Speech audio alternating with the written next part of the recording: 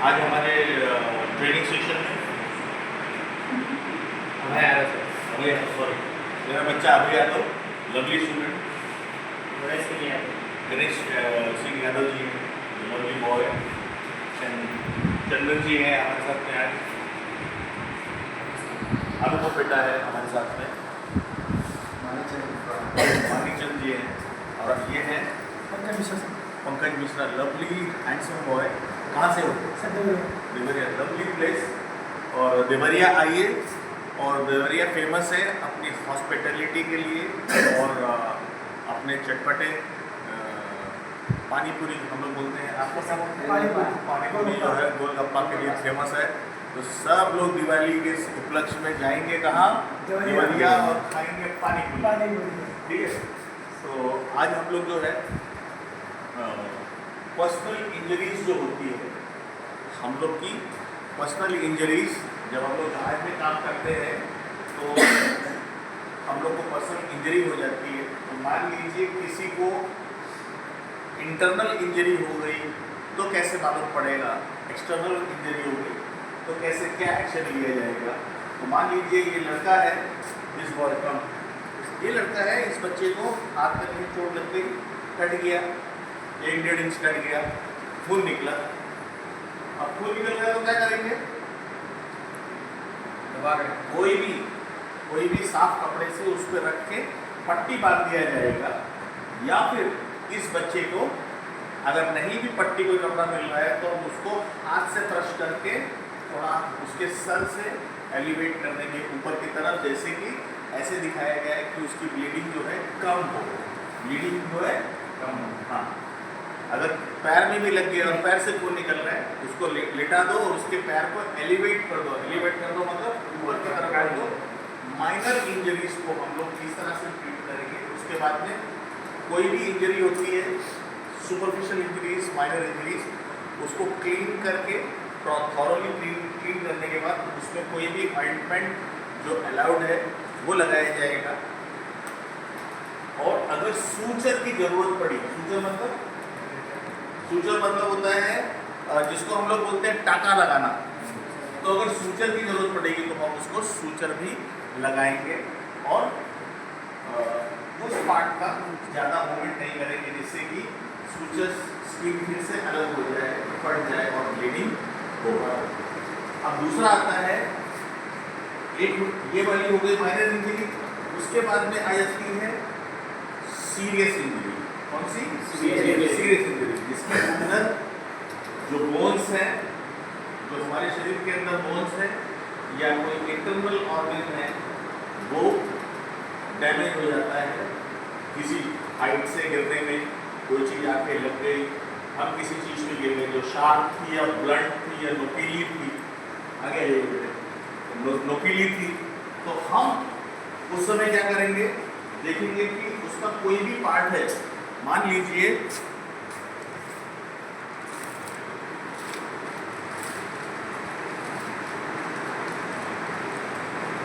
इसको स्प्लिंट बोला जाता है। क्या बोला जाता है?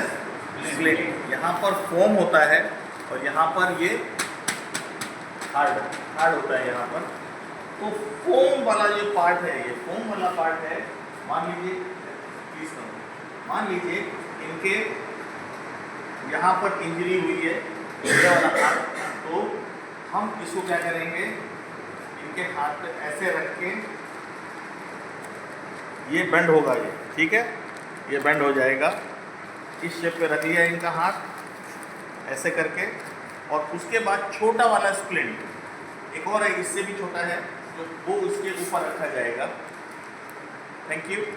तो ये जो फोम वाला पार्ट है, इस फोम वाले पार्ट को ऊपर रखेंगे ऐसे, फिर इसको हम लोग बैंडेज से बांधेंगे जिससे कि ये हिले ना, और फिर इसको गले में स्लिंग डाल के बस लटका देंगे जिससे कि, और फिर कैजुअलिटी को, जो भी इंजर्ड पर्सन है, हम लोग उसको लेके सेफली एक्सरे के लिए लेके जाएंगे, या फिर उनको हेलीकॉप्टर द्वारा रेस्क्यू करके हम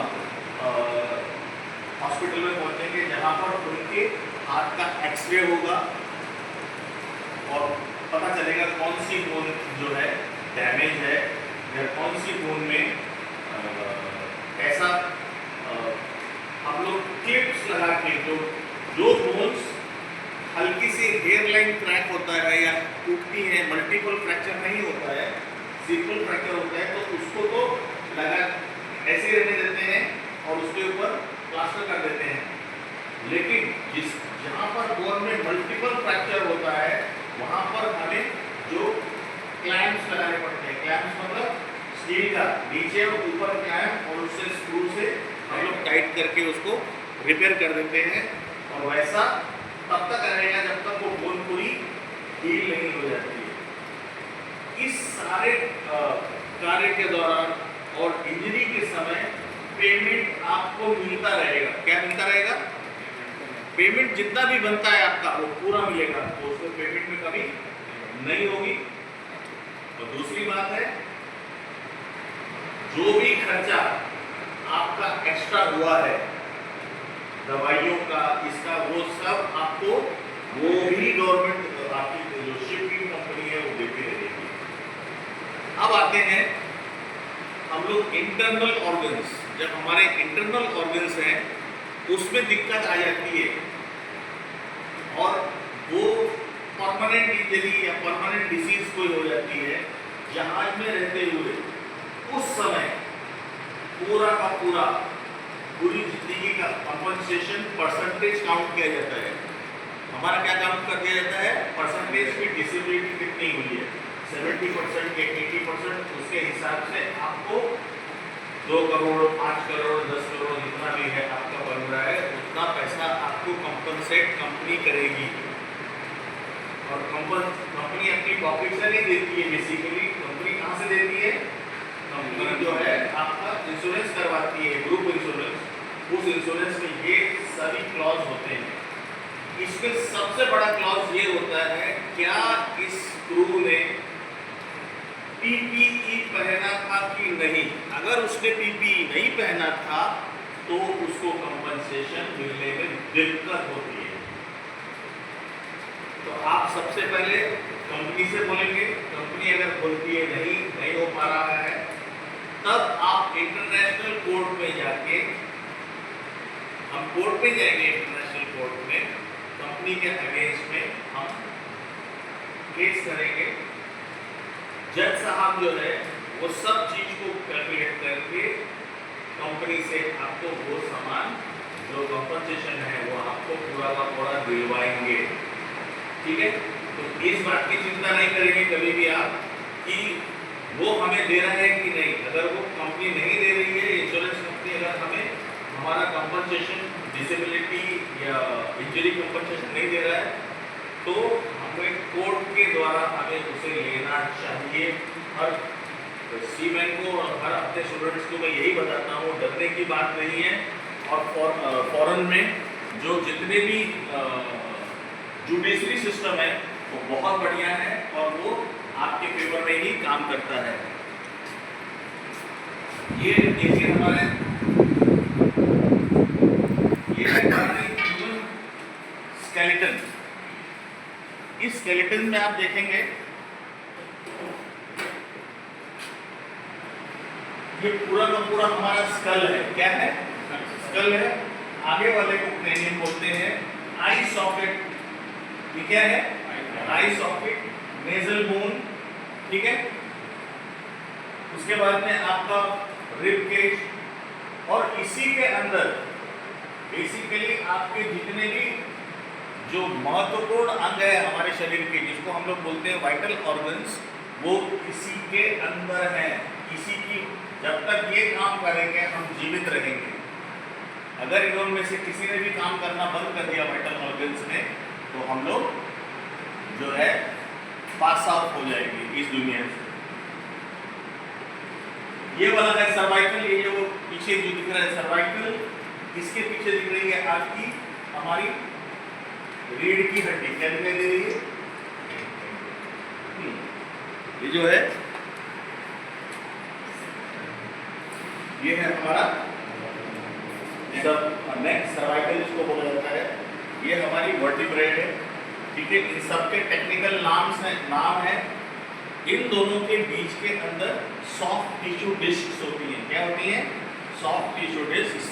और इसी के अंदर से हमारे जो न्यूरोलॉजिकल सिग्नल है हमारी ब्रेन से जो न्यूरोलॉजिकल सिग्नल्स हैं कि हमारे कौन से हाथ उठाना है, कुछ बोलना है, कुछ भी काम शरीर से करवाना है, वो यहाँ से सिग्नल जाता है आपकी बॉडी में।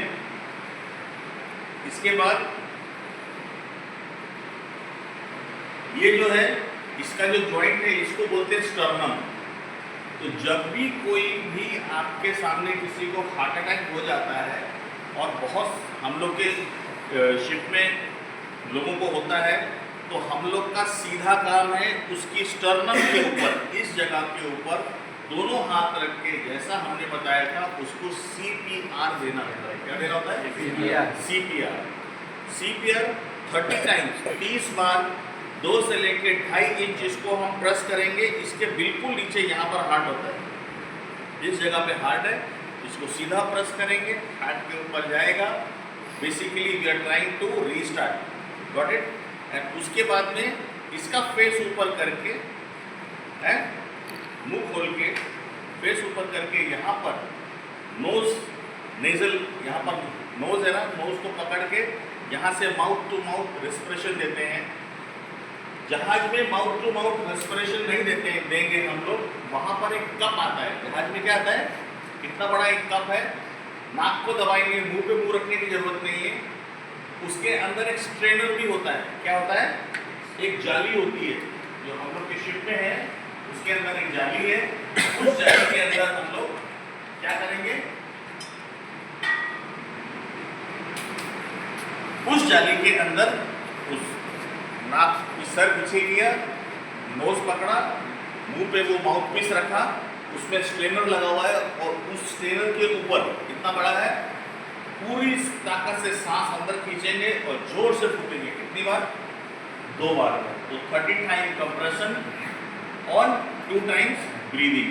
उससे जो है हम अपने जो भी जिसको हार्ट अटैक हो गया है उसका हम लोग फिर से उसको जिंदा करने में समर्थ रहेंगे। जब वो जिंदा हो जाता है तब एक चीज का ध्यान रखना है, उसको ये नहीं पता चलना चाहिए कि उसको हार्ट अटैक होता है और वो मर गया था।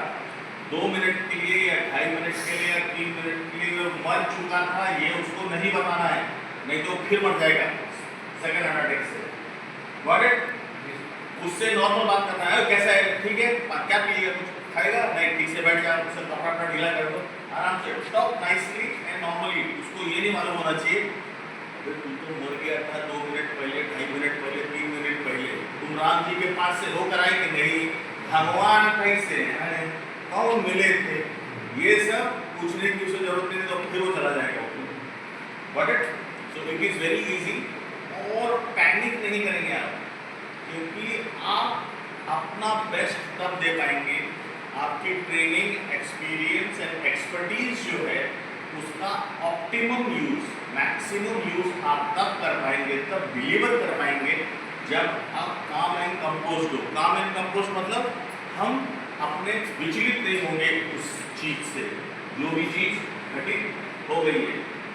अब मान लीजिए किसी को सम पीपल, कोई भी हमारा ग्रुप कहीं काम कर रहा है और वो केमिकल फ्यूम्स, हम लोग जहाज में केमिकल लेके जाएंगे और उस केमिकल फ्यूम्स मतलब उसकी तो वेपर्स, उसके वेपर उसने इनहेल कर लिए, उससे वो बेहोश हो गया। हमने उसको इस ट्राइपॉड से उसको रेस्क्यू किया। क्या किया? उसको रेस्क्यू करके ऊपर लाए। ऊपर लाने के बाद ये है ट्राइपॉड, इसकी जो लेंथ है हम लोग एडजस्ट कर सकते हैं इस लॉकिंग व्हील के इन एंड आउट करके। एट द सेम टाइम ये जो स्ट्रक्चर है very affordable and easy simple structure, इसको बोलते हैं नील रॉबर्टसन स्ट्रक्चर। इससे हम उसको ऊपर लेकर आएंगे। ऊपर लाने के बाद अब उसके लंग्स के अंदर क्या भरा हुआ है? हमारे जो केमिकल का फ्यूज भरा हुआ है, अब उसको मैं कैसे निकालूंगा? आप बताइए, किसी के भरा हुआ लंग्स में तो क्या डाल के निकलेंगे उसके अंदर? हम उसके अंदर जब शुद्ध हवा डालेंगे ऑक्सीजन, तब उसके अंदर जो भी गैस है वो बाहर आएगी। तो हमें क्या डालना है उसके सिस्टम के अंदर? शुद्ध ऑक्सीजन। तो शुद्ध ऑक्सीजन डालने के लिए जब भी कोई डेंजरस एरिया में हम लोग ऑपरेशन करेंगे, डेंजरस एरिया में जब ऑपरेशन करेंगे तो उस समय एक तो हमारे पास वो ट्राइपॉड होना चाहिए। क्या होना चाहिए? वो ट्राइपॉड होना चाहिए, और दूसरा ये होना चाहिए ऑक्सीजन की बोतल, जो कि इसका पार्ट है। यहाँ से लेके यहाँ तक ये सिर्फ नॉर्मल ऑक्सीजन सिलेंडर है। जो ऊपर का अटैचमेंट है ये उसका रेगुलेटर है, और ये फ्लाई नट है जिससे हम लोग इसको चेंज करेंगे। इसको चेंज करेंगे।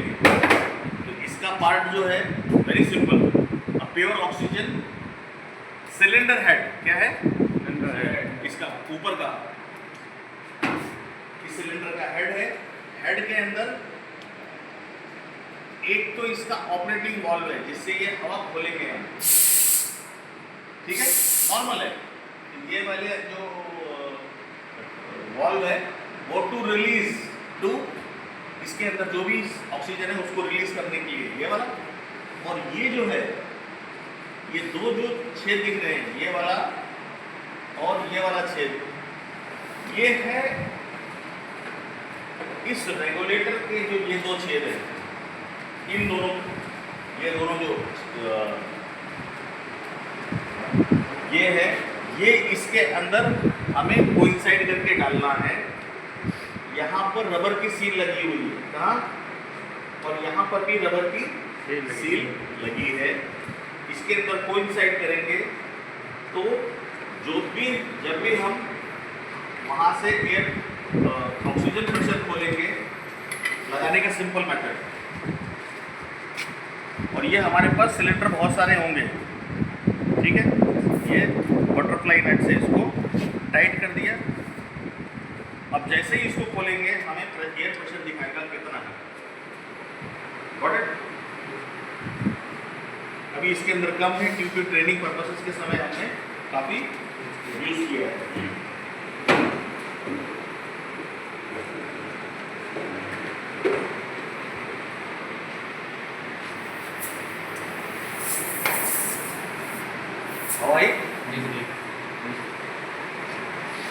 हमारी इस पाइप में हवा आएगी। जैसे इस पाइप में हवा आती है, ये जो फुट पैडल है, इसको क्या बोलेंगे? Foot pedal. ये जो फुट पैडल से कनेक्टेड होगा, इसको इसमें डालिए।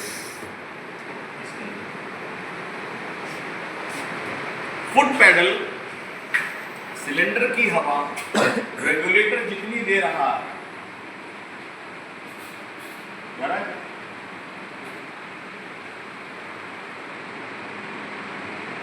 गया अंदर।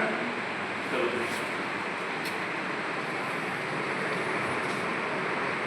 अब यहां से हवा इस रेगुलेटर के थ्रू गई। अब रेगुलेटर का मतलब ही है कोई सी चीज को जो है रेगुलेट करना पड़े। आप लोग इस तरफ आ जाओ, एक दो बच्चे आ जाओ उसके अंदर। गुड बॉय, कम जो कम बैठे, कम डालो। सो रेगुलेटर का काम क्या होता है? किसी भी चीज को रेगुलेट करना। अब रेगुलेट क्या कर रहा है? ये लड़का, तेरी एज कितनी है? तुम्हारी कितनी है? 24। सो ये 21 का बॉय है, ये 24 का बच्चा है। तुम्हारा वेट कितना है?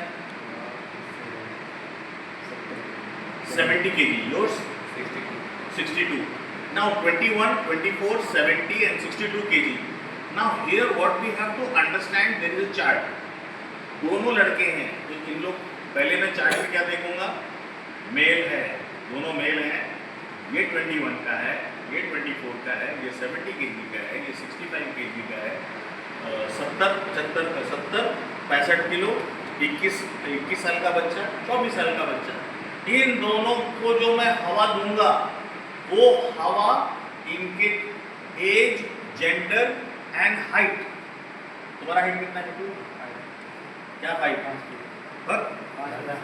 यस, खड़ा हो मेरे बगल में है, बराबर है?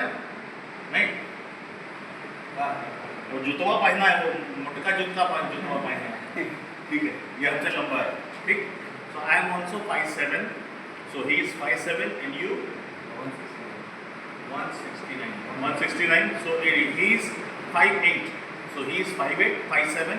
उस चार्ट में हम देखेंगे कि ये वाला जो है, ये देखिए, ये नॉब जो है ये उस पे होना चाहिए, कितने नंबर पे होना चाहिए। अगर मेरे पास एक लड़की होती, अगर मान लो इस बच्चे की जगह एक लड़की होती, तो मेरे को देखना पड़ता, उसको चार्ट में देखना पड़ता, 21 साल का लड़का, 24 साल की लड़की, इतना उम्र, इतनी हाइट, तो मैं उसके हिसाब से रेगुलेटर में सेट करता कितनी हवा देनी है फीमेल को। Age, weight, height and gender, ये 4 चीज़ों के हिसाब से हम ये रेगुलेटर को सेट करेंगे कि कितनी इनको हवा देनी है, और ये कनेक्ट हुआ इससे, वहां से आउटपुट आएगा। अब from cylinder to the regulator, from regulator to the foot pedal output यहां पर आएगा। अब वो यहां पर कैसे आएगा? जब मैं इसको दबाऊंगा, जब मैं इसको दबाऊंगा तब यहां से यहां पर हवा आएगी, तब तक हवा नहीं आएगी जब तक मैंने इसको ये फुट पैडल को दबाया नहीं है। So I have to press this foot pedal in order to receive the oxygen, pure oxygen from there to the hood. इसमें इसको एम्बू बैग बोलते हैं। क्या है एम्बू बैग? ये यहाँ पर एक नॉन रिटर्न वाल्व है, ठीक है, जो कि हवा बाहर नहीं जाने देता। इस लाल वाले पे ध्यान देना, जब हम प्रेस करेंगे तो ये ऊपर हो जाएगा, ऊपर हुआ, नीचे करेंगे, जब नीचे करते हैं तो ये यहाँ की हवा लेके इसमें भेजता है, जब इसको प्रेस करते हैं तो ये यहाँ की हवा को यहाँ से माउथ पीस में भेजता है, ठीक है। अब हम इसको इसमें लगा के, आप अपने माउथ पीस में लगा लो बेटे, माउथ पे लगा लो, अब मैं हवा दे रहा हूँ, हवाई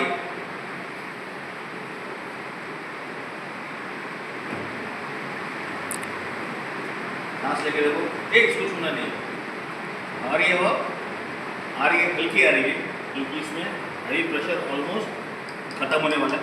सो this is the way we do. और जब तक मान लो सिलेंडर का ये खत्म हो गया है, दूसरा सिलेंडर लाके चेंज करने में टाइम लगेगा, फिर इस प्लग को लगा देंगे, इसको क्या बोलते हैं? प्लग। इस प्लग को लगाया, अब फिर से पकड़ो, हाँ आई। दैट मीन्स इस बच्चे को जब मैं दबाऊंगा, लेकिन इसको ऐसे नहीं दबाना है, उसको टायर नहीं, इसमें हवा भर रहे हैं। We are trying to inflate his lungs to the maximum limit. At the same time, we want this to happen on a very methodical way.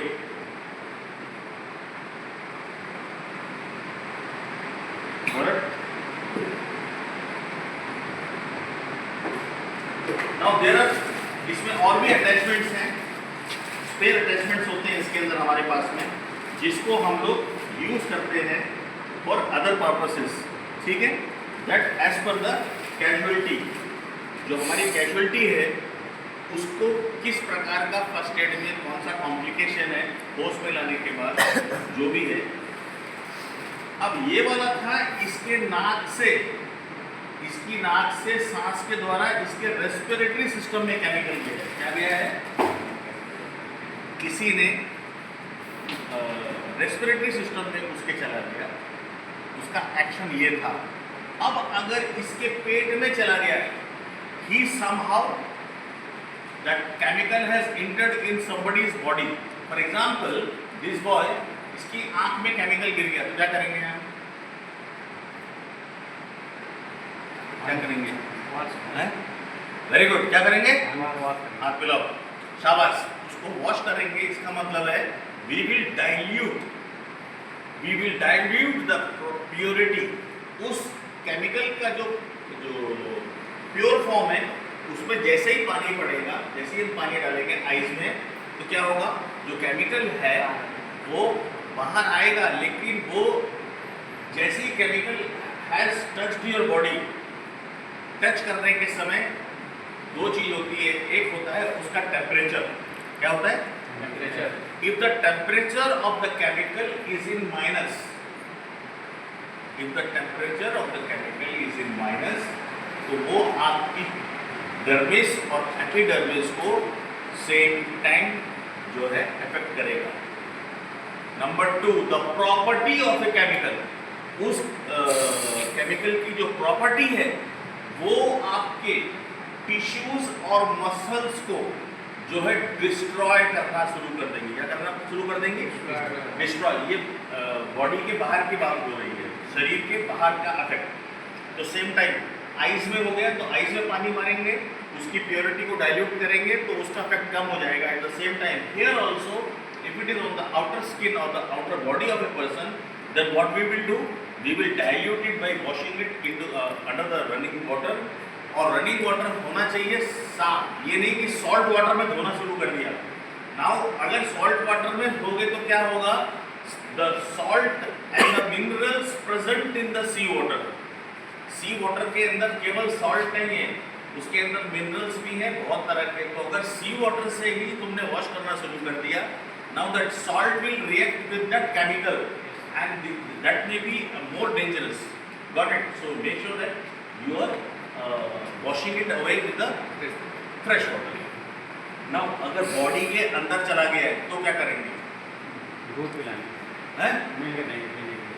Very good. उसको, उसका बाउल, हम उसको क्या बोलेंगे? उसका बाउल एम्प्टी करेंगे। बाउल एम्प्टी करना मतलब जो भी उसके पेट के अंदर है, अगर ब्रेकफास्ट है और वो केमिकल उसके पेट में चला गया, तो हम क्या करेंगे, उसका पूरा बाउल जो है पूरा खाली कराएंगे, फ्लश आउट करेंगे।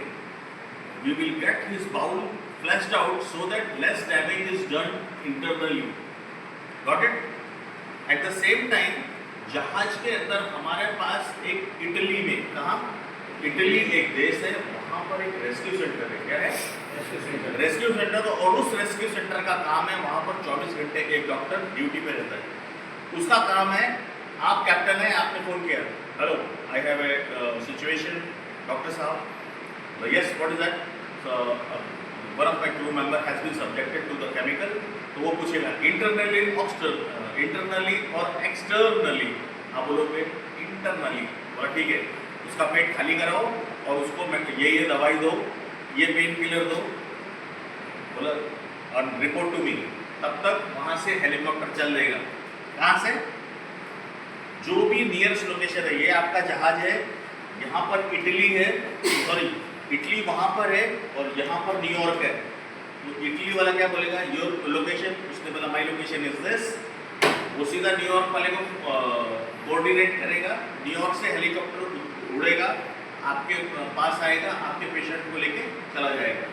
Got it? At the same time अगर मान लीजिए आप अटलांटिक, ट्रांस अटलांटिक वॉयज पर हैं, जो कि and you are in the middle, कहाँ पर है? बीच में है। बीच में सिर्फ एक ही आइलैंड पड़ता है हमारे पास में, जोर्स आइलैंड, ठीक है। तो अगर उस आइलैंड के आसपास है, वहां से मदद मिलेगी, नहीं तो उससे भी थोड़ा आगे चल गए हैं हम लोग, तो हम लोग को क्या किया जाएगा, कैप्टन साहब को बोला जाएगा, darling you have to take precautionary measures to stable your this thing crew member. आपके क्रू मेंबर को स्टेबल रखिए, और उसके बाद में हम उसको नियरेस्ट क्विकेस्ट पॉसिबल टाइम में हम उसको वापस रेस्क्यू करा के हेलीकॉप्टर से ट्रीटमेंट के लिए बुला लेंगे। So nothing to worry, there are people. And जब भी हम कोई भी डेंजरस कार्गो लेके चलते हैं, उससे पहले हम लोग क्या ले लेते हैं, हम लोग उससे होने वाले साइड इफेक्ट की इंटरनली और एक्सटर्नली अगर किसी ने ले लिया है तो उसकी दवाइयाँ भी लेके चलते हैं। बट तो अगर हम एक कोई केमिकल लेके चल रहे हैं और उस केमिकल को पेट में जाने के बाद कौन कौन सी दवाई देनी चाहिए वो सब दवाइयाँ जहाज में होंगी। हमारे शिप में एक आपके लिए मेडिकल सेंटर होगा, डेसिग्नेटेड मेडिकल सेंटर, वहाँ पर पेशेंट को रखा जाएगा और उसको स्टेबल करके हैप्पीली वो काम हम नहीं करेगा and we will make him alright and we will decontaminate him at the same time. जब वो स्टेबल हो गया, सब कुछ हो गया, तो उससे प्यारी प्यारी बात करके ये देखेंगे इसके न्यूरोलॉजिकल सिस्टम में, इस बच्चे के दिमाग में जो इसकी ब्रेन है, क्या ये अभी भी वैसे ही फंक्शन कर रही है जैसा ये पहले करती थी, कि इसकी मेमोरी ठीक होना चाहिए, short term long term memory and reasoning. Reasoning मतलब जैसे कि आप एप्पल एंड पाइनएप्पल दोनों को काट के एक बाउल में खा सकते हो कि नहीं? खा सकते हो ना, कोई प्रॉब्लम नहीं है, क्योंकि पाइनएप्पल और एप्पल दोनों सेम क्लास ऑफ फूड है। थोड़े स्वीट है, थोड़े सिट्रस है, थोड़े खट्टे हैं, थोड़े मीठे होंगे, तो हम इन दोनों को खा सकते हैं। लेकिन अगर मैं बोलूँ आप एप्पल और गुआवा खाओ या कस्टर्ड के साथ में एप्पल खाओ या मिल्क में डाल के एप्पल खाओ, तो आप खाओगे नहीं? Got it? तो इसका मतलब क्या है, जो रीजनिंग होना चाहिए, तो what goes well with which product. अगर मिल्क है और आपके सीरियल्स है, सीरियल्स मतलब जो मक्का का नहीं होता है, जो हम लोग सीरियल्स खाते हैं, what is call it, cornflakes वगैरह है ना, मिल्क में डाल के खाते हैं। तो उस तरह की चीजें जो दूध में डाल के खाने वाली है, तो उसको बोलेगा इसमें मैगी डाल के दूं क्या, तो अगला आदमी क्या बोलेगा, पागल है क्या, दूध के साथ कौन खाता है मैगी? उसी को क्या बोलते हैं, कॉर्नफ्लेक्स के साथ में खाते हैं, या उसके चॉकोस क्या बोलते हैं, किलॉग्स चॉकोस, या उस प्रोडक्ट के उस तरह से खाते हैं, not with that. So reasoning, memory, उसके भी हम सवाल पूछेंगे और उसको एस्टिमेट करेंगे कि how is he responding. Got it? Thank you, thank you very much. आप लोग जो है इसी तरह से हमारे चैनल को देखिए, और आप लोग का बहुत बहुत धन्यवाद है कि लाइक और सब्सक्राइब करें, धन्यवाद है। और बच्चों को पार्टिसिपेट करना चाहिए नॉलेजेबल थिंग्स के लिए। Good luck to everybody, happy Diwali and happy Chhath to everybody. खूब छठ मनाइए, खूब फल फूल खाइए, क्या बोलते हैं, मिठाई खाइए, ठीक है? आप लोग भी हैप्पी दिवाली बोल दीजिए। हैप्पी दिवाली। और छठ का नहीं बोलोगे, हैप्पी छठ पूजा, हैप्पी छठ पूजा सब लोग।